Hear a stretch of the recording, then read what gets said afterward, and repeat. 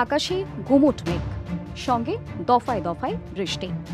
জলপাইগুড়ি জেলায় সকাল থেকেই বিরূপ আবহাওয়ার জেরে কার্যত অচল হয়ে পড়েছে জনজীবন।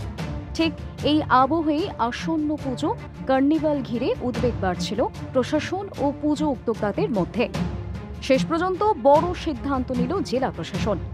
পুজোর কার্নিভাল ঘিরে ভিড়, যানবাহন চলাচল ও নিরাপত্তার কথা মাথায় রেখে বদলে ফেলা হলো সময়সূচি। জলপাইগুড়ি জেলার পুজো কার্নিভাল এগিয়ে আনা হয়েছে নির্ধারিত সময়ের আগেই। আলিপুরদুয়ারে কার্নিভাল শুরু হবে দুপুর 2:30।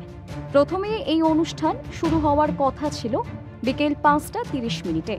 তবে নতুন সিদ্ধান্ত অনুযায়ী বিকেল 5:30 মধ্যেই অনুষ্ঠান শেষ করার নির্দেশ জারি করা হয়েছে।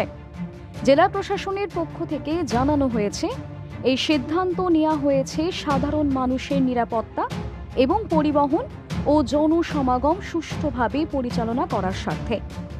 আবহাওয়ার পূর্বাভাস অনুযায়ী আগামী কয়েকদিনে আরও বৃষ্টির সম্ভাবনা থাকায় ঝুঁকি এড়াতেই আগেভাগেই এই পদক্ষেপ।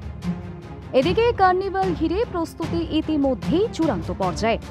তবে সময় বদলের খবর পেয়ে নতুন করে পরিকল্পনা সাজাতে শুরু করেছে পুজো কমিটিগুলি। দেখা যাক প্রকৃতির এই চ্যালেঞ্জের মাঝে কতটা রঙিন হতে পারে এবারের পুজোর কার্নিভাল।